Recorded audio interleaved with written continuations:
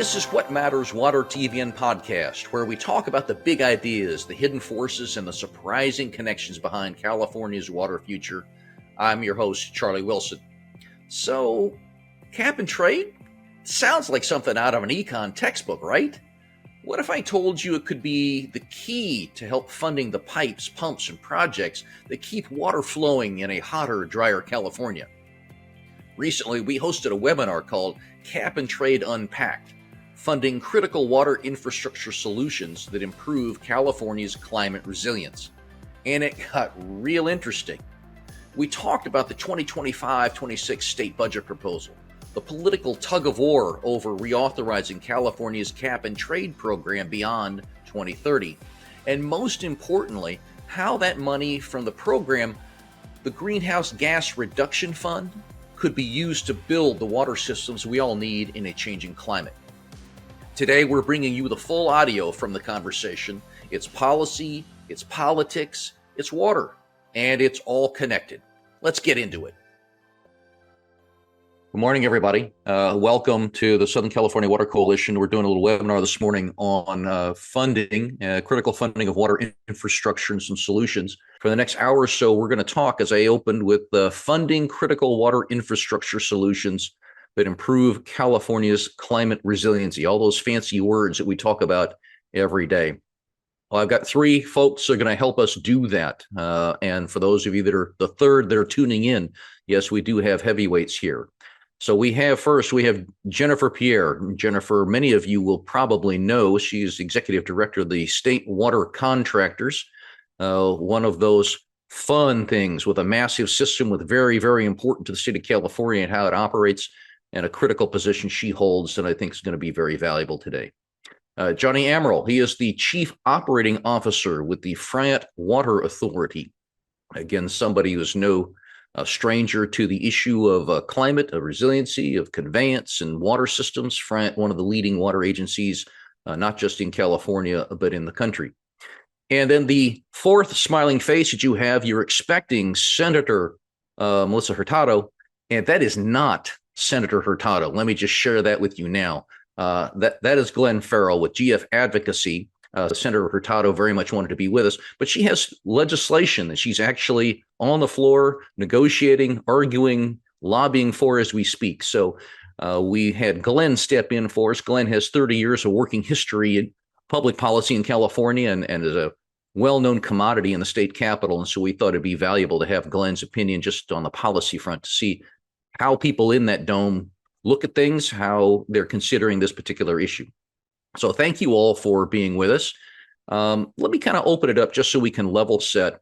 Jennifer, and I'm going to start with you because as I indicated, the state water contractors, you perform a critical function for the state of California and how you literally feed the world and you feed water to millions and millions of Californians.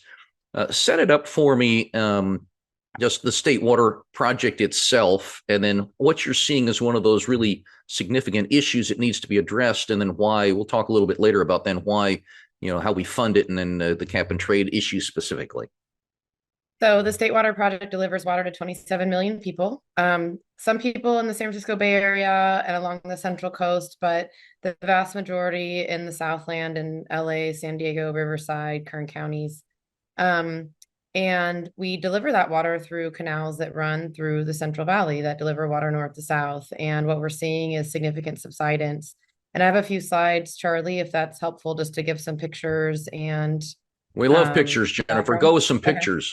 Okay. All right, let's see if I can share this presentation here. Okay, so I just have this obligatory picture showing subsidence in the valley. I think everyone's seen it. This was subsidence that occurred up until 1977, but it's still occurring. And even though the state passed the Sustainable Groundwater Management Act, there's still subsidence that has been occurring and will continue to probably occur through 2040 when those groundwater sustainability plans need to be fully implemented. As it relates to the state water project, here's kind of the canal that runs north-south for our project down to our service area. And it's about 200 miles that's impacted by subsidence. A portion of it, about 85 miles of it, is jointly used by the Central Valley Project and the State Water Project. And we've got up to 12 feet of subsidence in some areas. This has resulted in a reduction of up to 46% of our delivery capacity. And this is a really, really big deal because if we have wet water, wet years, our ability to move that water through the system is diminished and impacted by the subsidence that's occurring here. So we've got, significant infrastructure damage. I do want to point out too, this isn't specific to the aqueduct. There's roads and bridges and other infrastructure throughout the valley that is impacted, but by far the most critical is really along the aqueduct. And this is one of 4 facilities. So we count the California Aqueduct as a facility, which is shown here in the picture, and the portion of it that's 85 miles that's jointly owned, we call the San Luis Canal. And then there's also the Friant Current Canal and the Delta Mendoza Canal. And all 4 of those are the major water movement structures that occur in the Central Valley.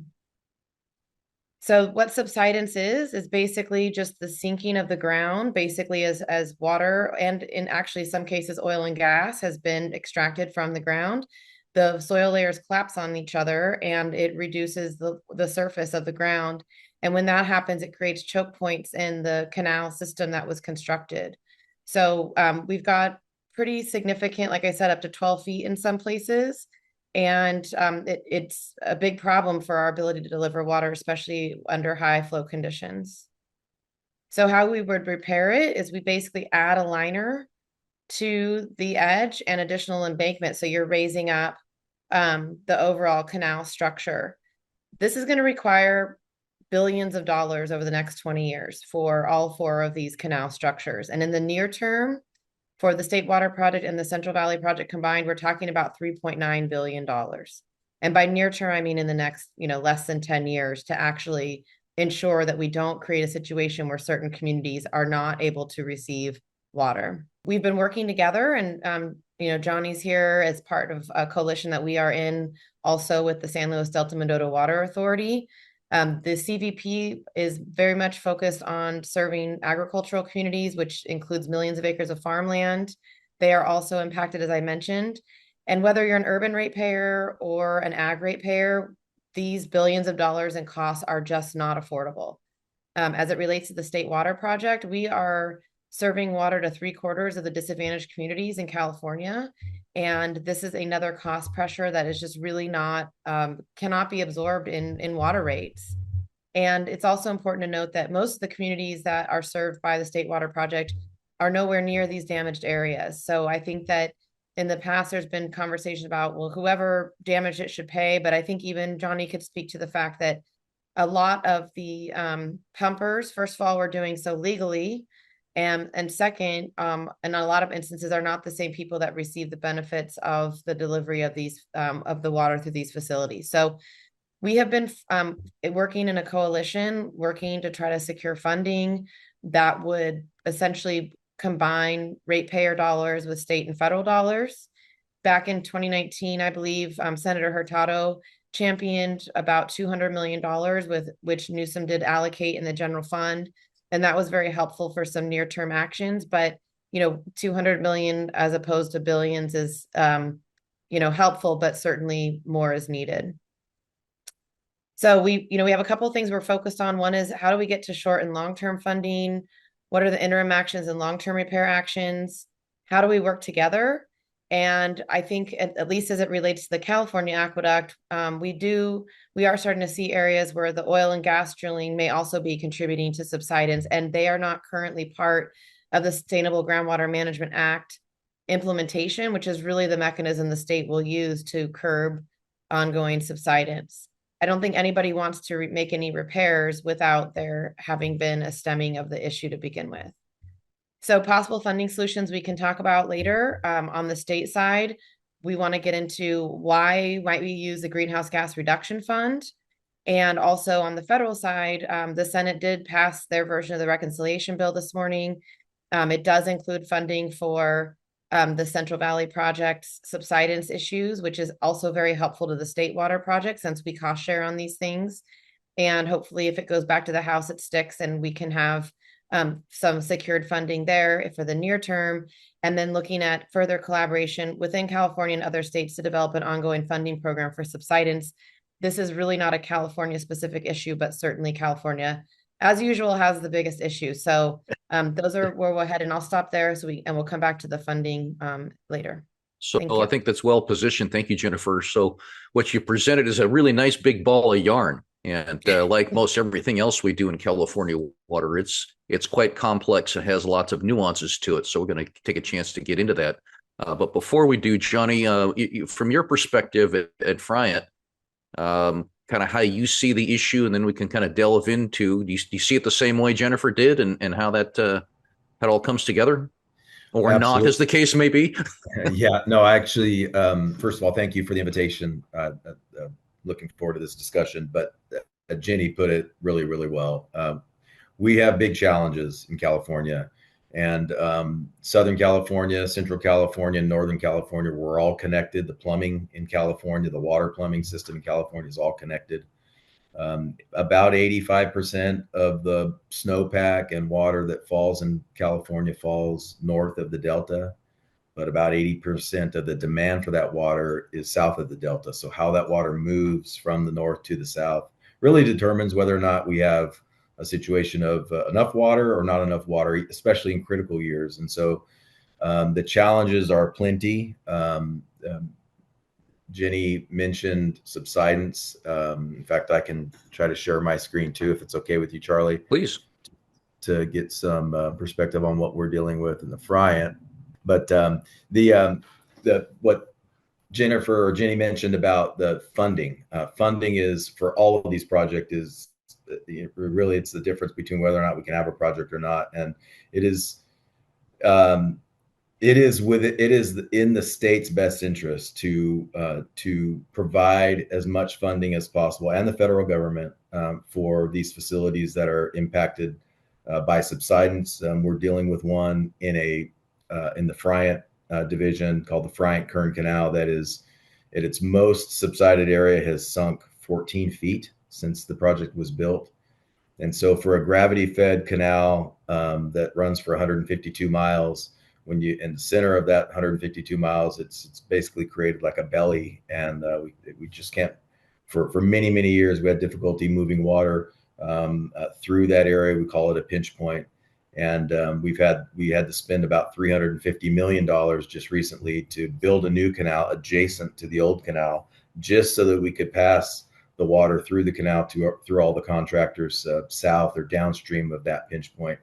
And so it's been it's very frustrating because, as Jenny mentioned, those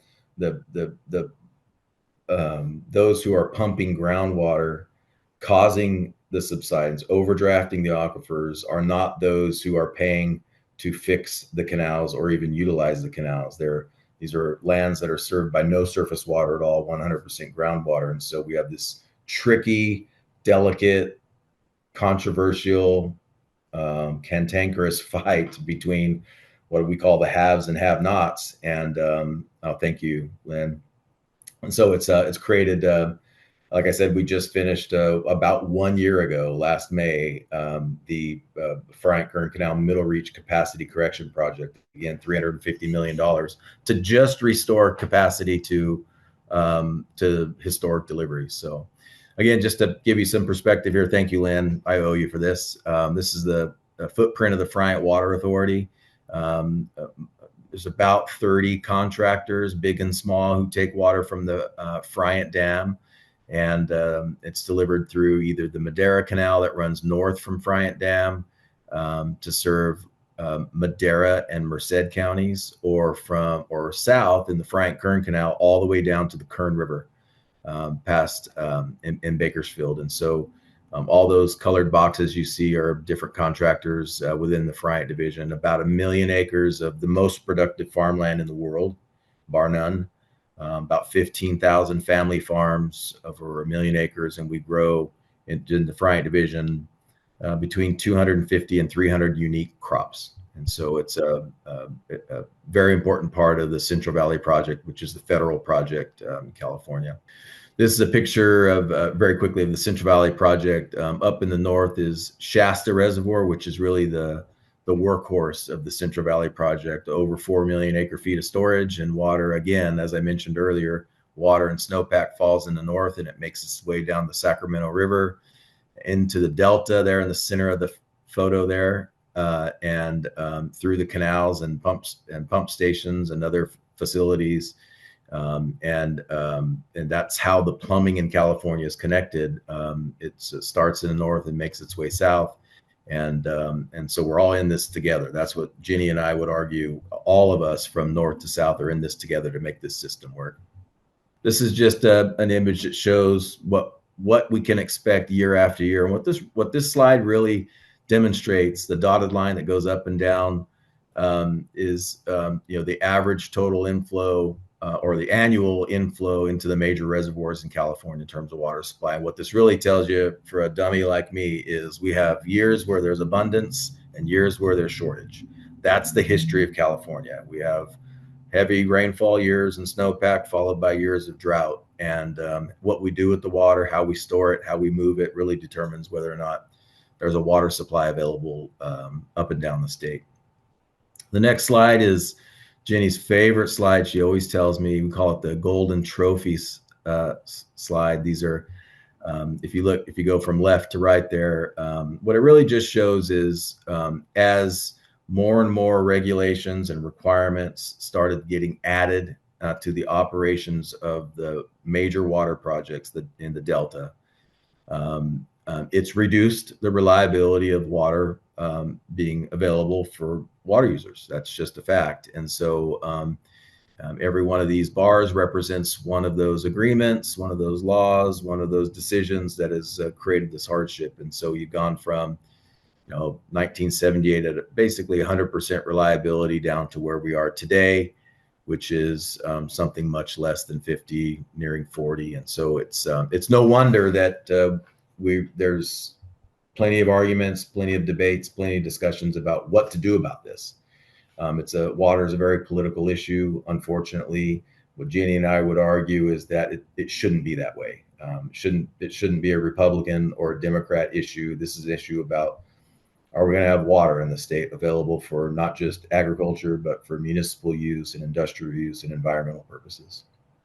The next slide shows a little bit ago I mentioned what we were dealing with in the Friant Kern Canal, but this is what happens when you allow subsidence to go unchecked for 7 decades. This is the profile of the Friant Kern Canal. Across the bottom are what we call the mileposts. It's just the part of the canal where they are milepost 95, 100, 105. You'll see there at 105, between 105 and 110 is the lowest area of subsidence that we were dealing with. And that's the area where water would it would float across the top and be stagnant across the bottom. We just couldn't move the volume of water through that reach. And so that's why it was at one point before the canal was fixed, before we built the parallel canal, which you'll see on the next slide, we had lost 60% of carrying capacity through that reach. And that area just past milepost 105 is the 14-foot drop that I was mentioning.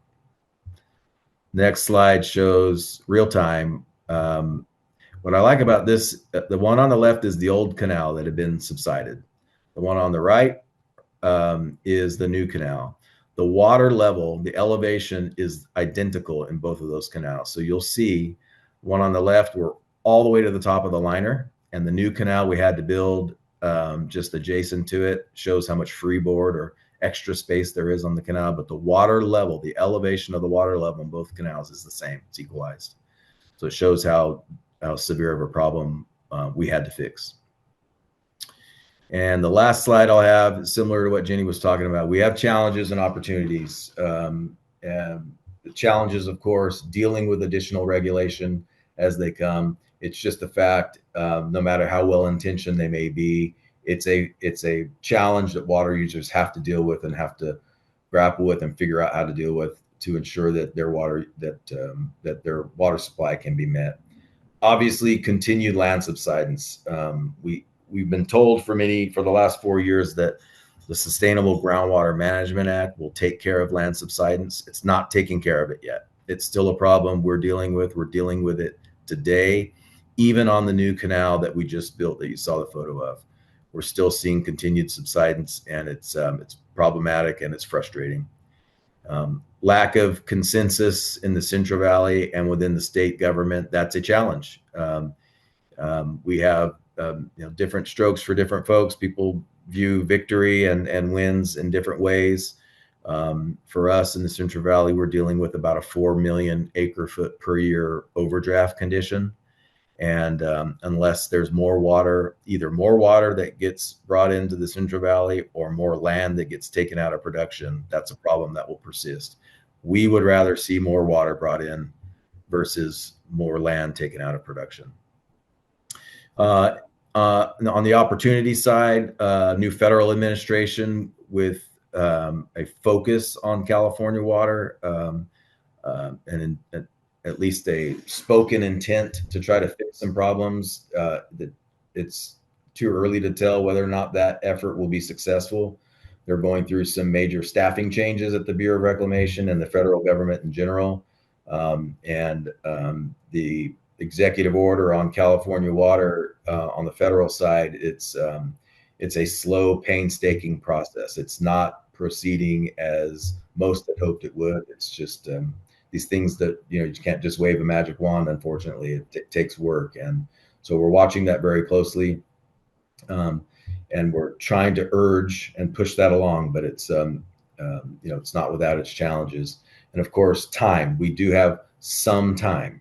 Every day or month that goes by, it becomes less, obviously, but we do have some time right now to try to get that right, to fix some of these regulations, to be able to better understand and more comfortably rely on the water supply in California.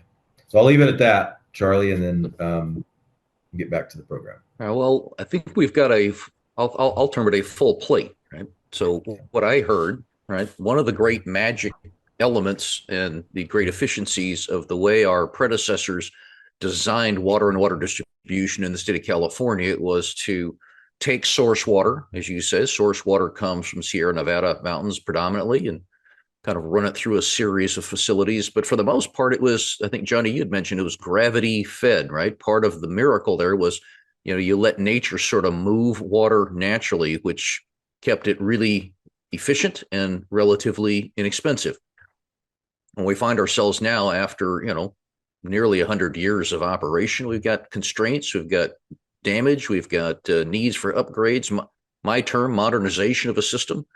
And there's a lot of money. Jennifer, you put some numbers up there. It's when you start talking billions and billions of dollars, that's just one piece of kind of that much larger picture, whether it's, Delta conveyance, whether it's local resource development, whether it's local connections. I know in Southern California, through the metropolitan folks, the ability to move water from one end of the agency's jurisdiction to the other. And by the time you rack up stormwater and recycling and alternatives, and you're talking really super big numbers to people, and a lot of it's in how to fix it. So in this case, we're going to focus in just on the transmission system, if you will. I came out of the electric business, so we're talking about transmission system and how does that work, and does it work, and how do you get at it? It's a big number. It's a piece of the puzzle.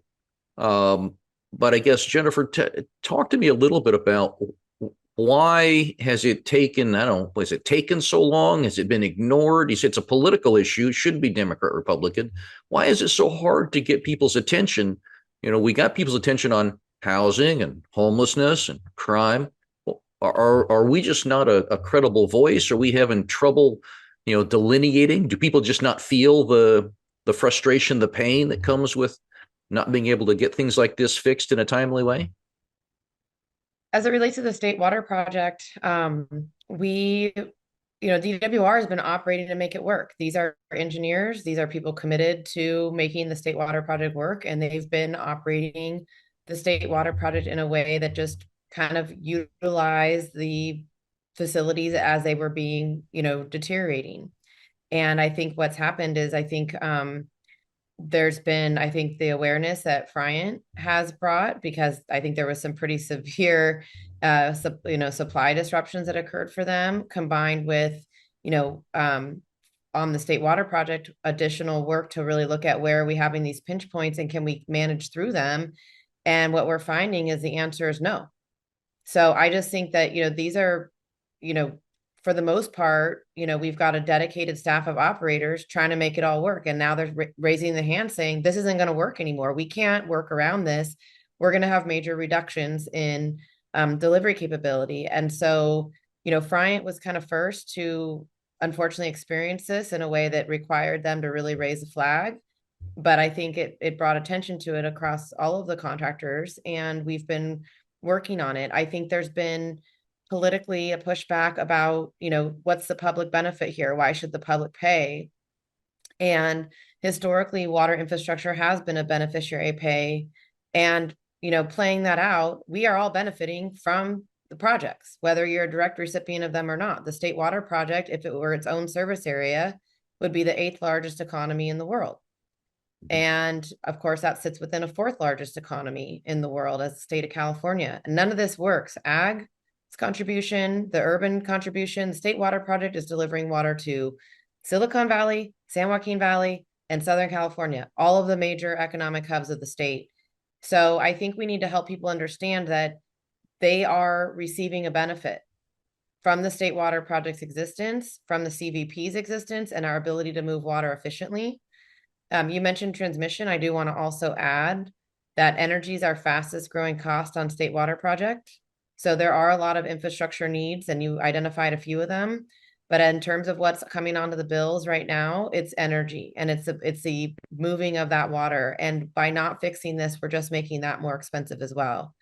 So I think really getting in a better headspace around the public benefits that are provided by having a functioning water delivery system in the state is where we need to go. And we have work to do because a lot of people, including our leaders, don't know how the water system works. And they can be forgiven for that, but it's up to all of us to help them understand that and what the real risks are to our economy, to our ability to deliver water if we don't get on top of this. And I think that people are seeing, for example, with housing, that we don't need to wait till a crisis happens and we can express this is what's happening. We have modeling, we have the ability to predict. So the choice is we can wait until the whole thing breaks down, and it's going to be significantly more expensive to fix and also to mitigate the damages to the economy, or we can systematically make the repairs and work together to do so.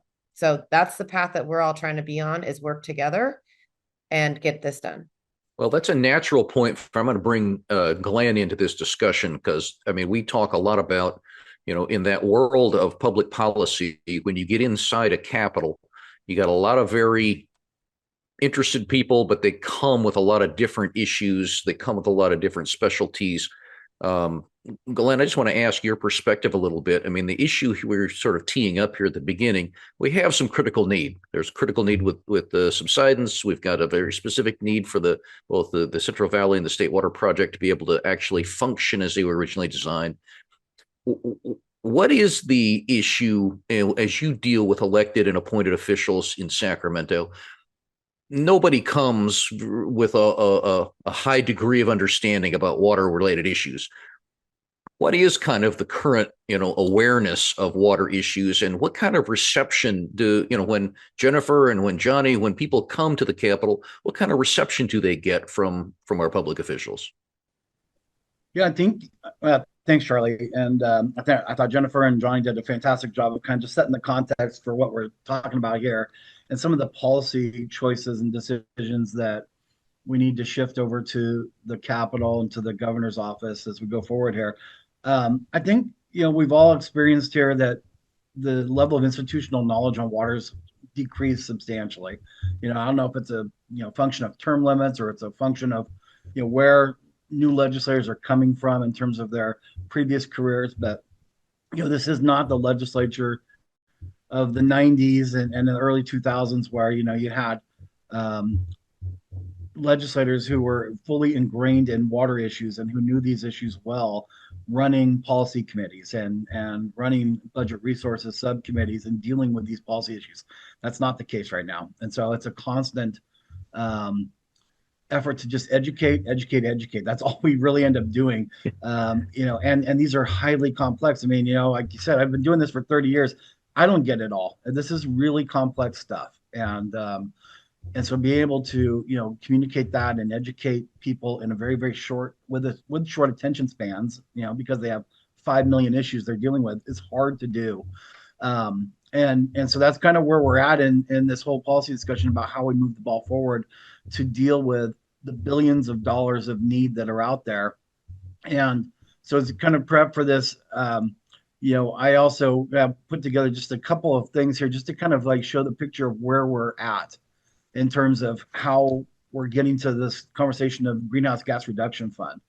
And so, we look at there's like a whole variety of different options that we all go to, right? In terms of sort of conventional funding sources and opportunities. You look at the state budget, right? And so there's good news and bad news on all these different options. The state budget, the good news is the state budget's been trending in the right direction over the past couple of years. But the real bad news is the state budget is structurally challenged, and trending positive is only in shortfall status. I mean, that's still where we're at. We're at budget shortfalls here, of $31.5 billion just 2 years ago. I guess the good news is we're only at $12 billion shortfall this year. But that is, increasingly not a source of revenue going forward. When we start looking at this, it's just not a place we can turn to say, let's program funding out of the state general fund for major infrastructure projects. It's just not a reliable source for this sort of effort. There have been some legislative efforts to sort of program a 1%, 2% allocation out of the general fund, specifically dedicated for water infrastructure, but those have not gained traction at all. And largely because of the structural problem, right? Nobody wants to kind of get, in a situation where we have these statutorily mandated allocations, and then we have these shortfalls, these structural challenges to deal with. So the state budget is increasingly becoming less an option, an opportunity for us to pursue major infrastructure funding initiatives. Then you have resources and climate bonds. Well, the good news here is the Californians just approved a $10 billion general obligation bond just a few months ago in November, and the legislature and the governor are pursuing accelerated and expedited allocation of those dollars.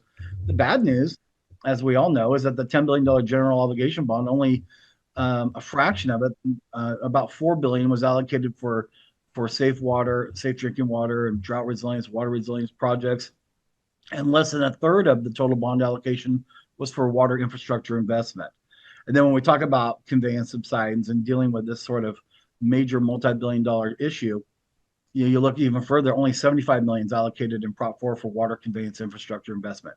Absolutely nothing, right? So let me interrupt for a second, Glenn, because I'm going to go back. Because Jennifer, I mean, you put up what the short-term need was in the roughly $3 to $4 billion plus range, and we got 75 million currently allocated for this kind of effort.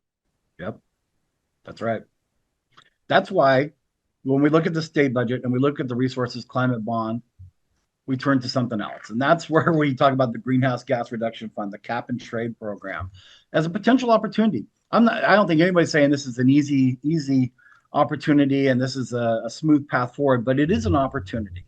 The Greenhouse Gas Reduction Fund is the depository for revenues generated from sale of allowances through the cap and trade program. The cap and trade program is authorized through 2030. There's currently an effort right now and a conversation this summer about reauthorizing that program for an extended period of time.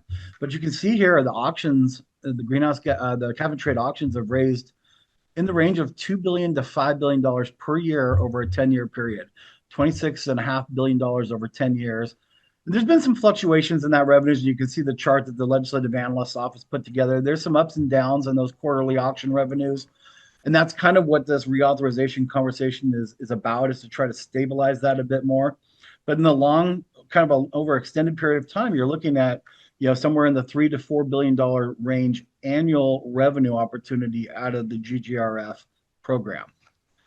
So here's the challenge, is that over the life of the program, the last 10 years, the legislature and the governor have passed a whole bunch of bills that have led to about 65% of annual revenues dedicated to statutorily required continuous appropriations. We've heard them all. It's high-speed rails, 25%. You have affordable housing, a lot of transit sort of programs. The Safe and Affordable Drinking Water Program, which a lot of us are familiar with, the SAFER program. That's 130 million a year statutorily required continuous appropriation out of this cap and trade GGRF program. So, there's a whole bunch here that's, it leads to, I think my math was somewhere in the range of 2.7 billion or something like that, that's already statutorily allocated. There is some discretionary revenue out of that, about $1 billion annually. And so that is available for discretionary expenditure by the legislature and the governor on other activities. And you can see the kind of the pie chart there the Legislative Analyst Office puts together that kind of demonstrates how that that revenue has been allocated over the last decade or so. So here's the opportunity. The opportunity, as I mentioned, is that the legislature and the governor are talking about reauthorizing the program. So reauthorizing the program, they're looking at the length of time for that. They're looking at the number of allowances. And a lot of that is to provide confidence for investors to stabilize the revenue, right? That's what they want to do, is they want to try to make sure the revenue remains robust and stable. But at the same time that we've seen over the last several months is the legislature is increasingly talking about the expenditure program out of the GGRF. And have really, and then the governor, in fact, zeroed it all out, zeroed out the entirety of the GGRF expenditure plan in his budget proposals to tee up a broad conversation over the summer. And that's where this kind of discussion about conveyance subsidence repairs comes into play. And as Jennifer and Johnny both talked about, that's where state water contractors, the Friant Water Authority, the San Luis Delta Mendota Water Authority, are starting to tee up this conversation. They're launching that this month, for the purposes of having conversation over the summer to try to find a foothold in the GGRF fund on a going forward basis. This isn't necessarily about competing today, this summer, for dollars right now. This is about setting the stage for a program that would perhaps launch in 2030 and go for 15 years and allow for some dedicated allocation. I don't think anyone's trying to talk about getting in the mix of the hundreds of different interests that are in line today to kind of carve up a $4 billion annual revenue source, but trying to make sure that there's a lot of messaging about the climate resilience opportunities and a lot of the conversations that Johnny and Jennifer already teed up to make sure that there's an opportunity to have this broad discussion about funding going forward for a multi-billion-dollar program. So. Well, I mean, you certainly sort of laid it out very succinctly, right? We got a significant problem. We have a horrible lack of available funding. And you've got across the board, whether you've got ratepayers that are squeezed on affordability, you've got landowners in the ag sector, which is really hard to, leverage that land at a certain value. So there's no new money coming there. You describe the bonds. I mean, it's not a complicated financial picture for doing water projects. It's rates, it's bonds, it's and state and federal grants. We've got some money, we think, coming from the federal government. So, but still is massively unfunded component. And then as we dive into very specifically around things like conveyance and the significance for the state, good question. How do you get there? So, Johnny, help me though, because I get it, right? State's in a deficit position. There is a funding source, right? Greenhouse gas monies and the way that program is set up. How important is it that we start integrating, or what's the connection between water infrastructure and that broader climate resiliency for California? And is that an appropriate exchange? I think it starts with, and Jenny mentioned it in her talk about trying to build as broad a coalition as possible. And we throw that word coalition around a lot, but in this case, to try to get the attention of elected officials, the general public, everybody who's involved in these discussions, we do ourselves a big favor if we can operate together. Southern California, Central California, Northern California, operate together, advocate for the same things together. And that includes going into the offices in Washington or in Sacramento on the same music sheet, on the same tune sheet, just saying exactly the same thing. There is some success that's been shown when we can do that, which is, and Jenny mentioned it, and it's the $200 million that was set aside for subsidence impacted canals. That was in every way very much a joint effort between state and federal, the CVP, the state water contractors, and state and federal interests. That hadn't happened before. We dealt with our set of challenges in terms of questions as to why it was appropriate for state money to be going to federal facilities, or for federal money to be going to state facilities. We tried to cut through all of that and just say it is in everyone's best interest to make sure that these canals, these arteries that move this water for all Californians, doesn't matter if it's state or federal funding, they should all qualify. And so there was some success. In fact, I've said this very publicly. We would not have had a Friant Kern Canal Middle Reach capacity correction project without the state funding coming through. It just wouldn't have happened. It was critical funding at the right time. And that only happens if we agree to set differences aside and start working together. And I think when it comes to funding, I think we'll find a lot of commonality, a lot of agreement, no matter if you operate on the state project or the federal project, that funding is needed to fix these projects and to enlarge them and to add new features to, in some cases, a 100 or 120-year-old project. And so as the population grows, we need to make sure that our water system gets modernized too. So we start with agreeing that we should all be in agreement that funding is necessary. I know it sounds pretty simple, but wasn't always the case up until very recently. The other thing is how to convince the general public that this is in their interest. Farmers, in some ways, were kind of our own worst enemy sometimes, because despite all of the regulations that we've been dealing with and the water shortages that have been a result of that, and all the headwinds, farmers have continued to innovate and persevere and do more with less. And so it's not really, frankly, believable for us to say to, folks in Southern California, boy, you really need to support putting all these millions into these projects. Otherwise, you're gonna put your food supply at risk. I've been fortunate to travel the world in a former life, and there is nothing quite like an American supermarket anywhere in the world, especially the produce section. And so it's hard for people to believe, to get their arms around when we say it's going to create a food shortage, when they go to their grocery store every day and they see nothing but bright colors and beautiful produce. And so in that regard, it's a good thing we're our own worst enemy, because there's always food available in the United States. But we need to find more creative ways and more impactful ways to make sure the regular folks in California recognize that it's in their interest to have some of their tax dollars go to fix some of these facilities.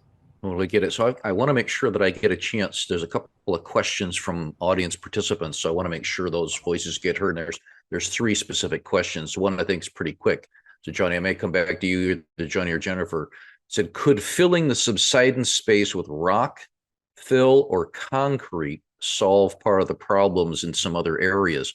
Johnny, you had mentioned you had to kind of rebuild an entire length of canal. Is there not some sort of, okay, this is Captain Obvious dumb question, like, pothole repair? Can't you just find one of those low spots, fill it up with some material, get yourself back to that equilibrium so that the water flows back as it usually does? That wouldn't work for us, unfortunately. That would be, certainly, if that was possible, that would be a cheaper option, or a more cost-effective option. But if you were to add rock or cobble or concrete, you're basically displacing capacity by doing that. And so we need the capacity, the flow rate. We need a certain volume to be able to move through the canal to meet all the demands. And so, believe me, over the years in the Friant division, even long before I got to Friant, there were creative different solutions that were thought of. Mostly it involves just adding to the top of what they call the canal liner. If you think about the liner going up, just adding more concrete to the top of it. But then you run into the problem of having water run up against bridges, and there's certain limitations dealing with raising the liner. We've had some temporary fixes we've talked about that we've done, but those are very much temporary. So ultimately, that is not an option on a canal, because we need the flow rate, which means we need the actual capacity in the canal. Get it. All right. So Jennifer, I have another question here on infrastructure. What can California do moving forward on water project investments, given the SRF funding cuts included in some of the recent Senate budget action? I just think we need to keep making the case that this is a public benefit. I mean, on the state water project, for example, the state has indicated they're doubling down right now on access to recreation. We have 5 million visitor users a day. We've got the ability to support the grid to keep the lights on throughout the state in the fall. We are providing a major flood control facility at Oroville Dam that protects billions of dollars of property and millions of people. None of that is recognized as part of the benefits of the project. And I think that, it is difficult to find dollars, and Glenn went over kind of the, boom and bust of the state budget. But this is why I think if we can make the case that the retention of these projects is a benefit to the whole state, then hopefully that allows us to find where people are making investments. There is money there. I mean, if you look at the Prop 4 bond, there was $10 billion. The people that wrote it decided not to focus on these issues. So I think it's about helping people understand what really moves the needle around water security in this state. And I'd argue Prop 4 wasn't it, but I'll go. I'm going to turn my mic off now. Well, it's about where people place their priorities, right? And what I'm hearing is that so far, I'm gonna be Captain Obvious. I think we've probably, as a water community, done too good a job in that when these facilities were built and how they've been operated, nobody's really had to worry about their supply before. Or their food. I mean, Johnny's absolutely right. 70% of the fruits and vegetables in this country come from our Central Valley. And we have completely lost track of the value that really means in terms of availability and variety to Californians and the rest. If we only care about California, just think about that. And our ability to turn on the tap and the integration of these projects with flood control and local supplies and the ability to blend with Colorado River water and to have, regulations that are aligned with our values and our farming activities. I mean, there are so many things that I think are completely lost because we've taken advantage of the fact that these systems exist. And these are 60-year-old facilities, and we have to make a reinvestment, or we're not going to have the standard of living that we've enjoyed. So that's on us. I get it, and it's a heavy lift. Again, I go back to some of my own professional history in the electric utility industry, and they thought they'd made a lot of improvements to the system, and then miraculously one day in the early 2000s, the lights all went out, and that got everybody's attention. They've been working on it since. Nobody ever wants to see that happen, whether it's through natural disaster or through some other means. But the ability to serve, that's why I think I say we probably serve too well. We've always managed to find a way to deliver. And I do know that that's a communications problem, trying to help people understand just how on the edge we have been and the problems we have and when they need to be addressed. Glenn, another question I had for you was, what's the timeline for this reauthorization? Is this something that's going to be done this year? Is it going to flop into next year? The legislative process grinds at glacial speed at best. What do you think is the realistic time frame? Well, I think there's momentum to have conversations this summer. I know that there's a desire to get the reauthorization done in the near term to bring greater stability and greater confidence in the investor market for the revenue, for the auction revenues. That being said, the program doesn't need reauthorization until 2030. So it's conceivable it could bump a year or more. But I think the desire and the momentum right now is the summer. It's a leverage, point for the governor. I mean, it's a really important program for the administration and for the legislature. So I think there's a desire from all the parties to figure out if they can get something hammered out this summer. I saw somebody else had asked a question about how the federal government, how the president's policies might impact that as well.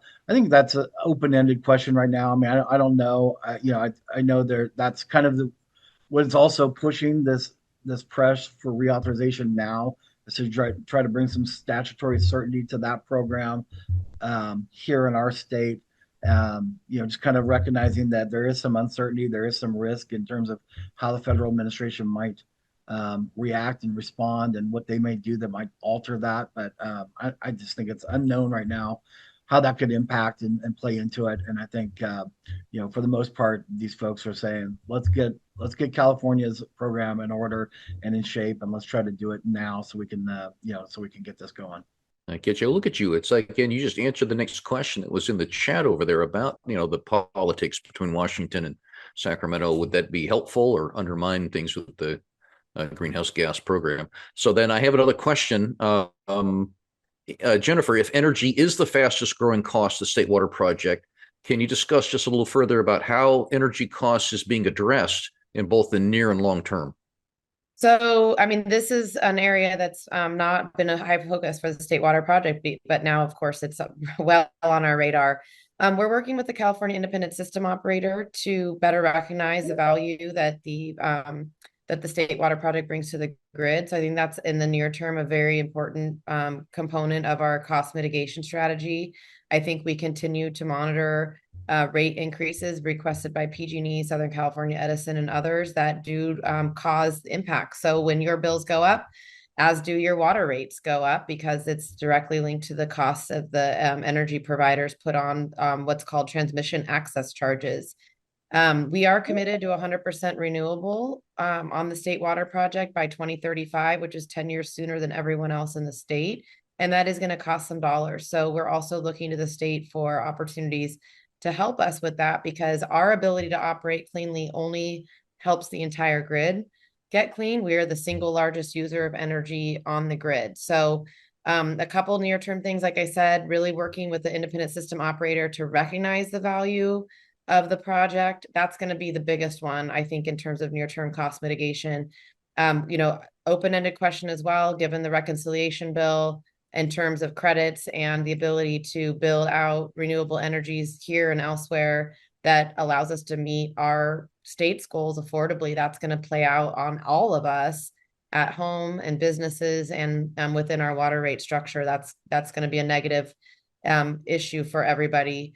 But I think now that we've got our attention on it, and we have for the last few years, we're able to really look at where the biggest cost impacts are and be mitigating those off one by one. So I think that goes without saying. Then the last question I had here was that, can additional pumping help overcome some of these subsidence challenges? That's what we've been doing. So that's what I mentioned, that DWR has been operating as aggressively. That's what they've been doing. And now they're saying there's no more room for that. We've exhausted all the freeboard, like Johnny showed in his picture. We are up against the limits there. And there's really no more operational changes we can make unless we start cutting people off from water. And that's what we're trying to avoid. All right. So as we round the corner, Glenn, I'm going to come back to you for a second. What are the key barriers you think aligning climate funding streams like the Greenhouse Gas Fund with water project funding needs and being able to help legislators make informed decisions? Twofold. I think a competition. I mean, there are a ton of worthy projects and programs that are seeking that same source of funding. I mean, that's just the reality of it. There's just not enough money to go around for a variety of projects, and there's a lot of needs and a lot of priorities. So that's one.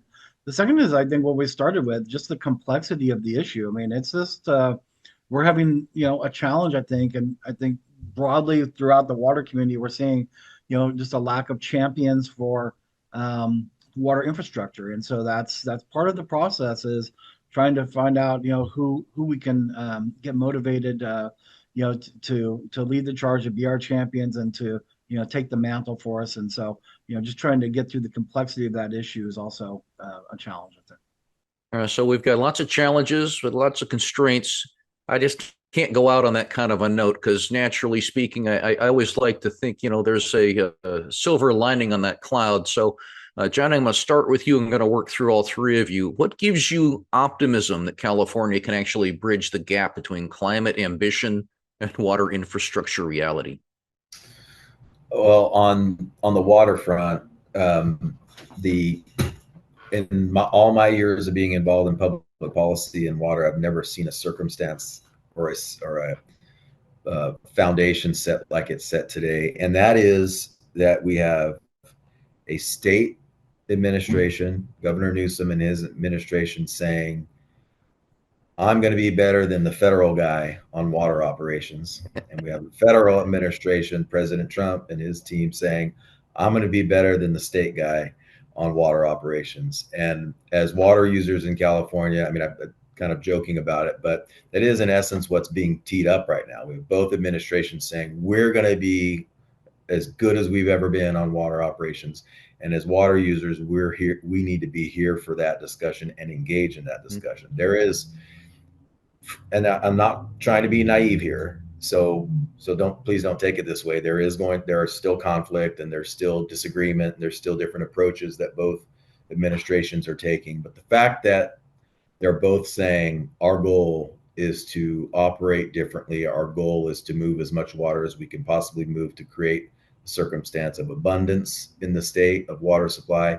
That's not a scenario I've ever witnessed in all my years. And so helping to shepherd that through to make sure that the outcome of that ends up where we're better off then than we are right now. That's what gives me hope.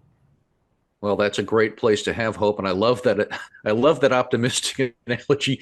When usually what we hear on the national narrative is who's beating the heck out of who or calling each other some kind of name.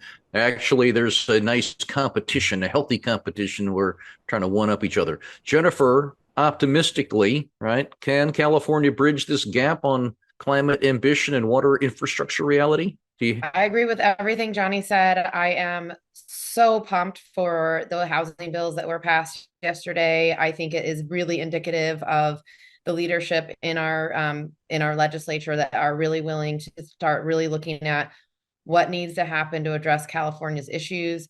Plug for the book Abundance. I think everyone should read it and we should start governing towards it. And I think just, what we're seeing as part of our lobbying for the Delta Conveyance Project trailer bill is that all of the new legislators, and there's about 60% of them that are new in the last few years, rather than shying away from water, are really acknowledging they've heard about it, they know it's an issue, and they want to learn about it. And that educational piece, as Glenn was talking about, 90s, and the people were really informed. I think we're going to see a return of that. And as soon as you have the data and the facts that we have, you're going to be right on with us, because this is not a joke. And this is a real risk to our system and our society and our economy. So I'm very optimistic with the energy that's come in. Shout out to the Assembly, all the new Assembly members, so many of them really willing to jump in on this issue. I agree with the comment in the chat. We got to bring the senators along. So please call them. All right. Well, see, I think that where ultimately where we get down to, Glenn, isn't that it? It's there. You can educate to advocate, but if people don't pick up the phone, they don't send the messages, they don't communicate to their legislators, it's just kind of silence out there in the wilderness and nobody knows what to do. So how do you bring us home in terms of your optimism? How do we get people engaged? How do we help your legislators and the regulators understand? And how do we then, bridge this issue about our ambition? And California has been incredibly ambitious. That's how we created this wonderful place that everybody seems to want to be for most of the time. How do we do that and instill with some of our infrastructure reality? I'm optimistic because our message is right. It's right for California. And just what Jennifer just said, I mean, we have the data, we have the metrics, we have the information to share. And when we have a legislature that spends a lot of time talking about affordability for Californians and dealing with wildfires and dealing with droughts, we have the right messaging. And so it's just making sure that we get this in the right hands and we build our coalitions. And I think the coalitions are starting to prove their worth, right? It's the water agencies in and of themselves have a hard time moving the dial, but man, we have so many good partners in the business community and the NGO community and with environmental justice groups and agriculture community. We have such a great, powerful coalition. I think that's what gives me optimism that we can start moving the dial on some of these important infrastructure issues going forward. Well, I think that's a natural close for us. I like to end on that optimistic note. So Johnny, Jennifer, and Glenn, I want to thank you all for taking time out of busy schedules. Again, we're trying to get through a legislative session. We're trying to do the education while, educating. So it feels a lot like, SEALs or circus acts with spinning plates and balancing balls on our nose. I want to thank you for taking time today to help illuminate this one particular issue. We're going to help try to push to where we can through the Southern California Water Coalition, present this as widely as possible. So for those that want to see this, who's going to post this a little bit later, they'll have a chance to share it with their friends, their neighbors, share it with legislators. We want to make sure that everybody has a chance to see this, and we're going to do our part to help in that education and the engagement with folks. Thank you for being with us, and we'll look forward to the next iteration. And Jennifer, I may have to take your suggestion. I think we're going to have to reach out to Ezra Klein. We're going to need a new chapter in abundance. We're going to have him dig in very specifically on California water issues. Be great. All right. Thank you all. Thank you. We very much appreciate you being with us. Well, thanks for joining us on What Matters Water TV and Podcast. If you like today's discussion, go to wherever you download your podcasts and give us that 5-star rating. If you're on YouTube, subscribe to our channel. That'll help us build our presence in this new world and in this format. And if you're interested in helping sponsor this program, please reach out to us at socalwater.org and send us a message.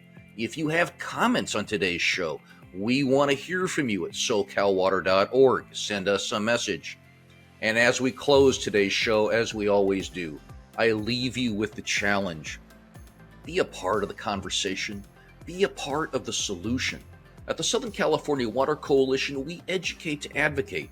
So as public policy leaders have difficult choices, together we help them make informed decisions. Thanks for being with us, and we will see you again next time right here on What Matters Water TV and Podcast.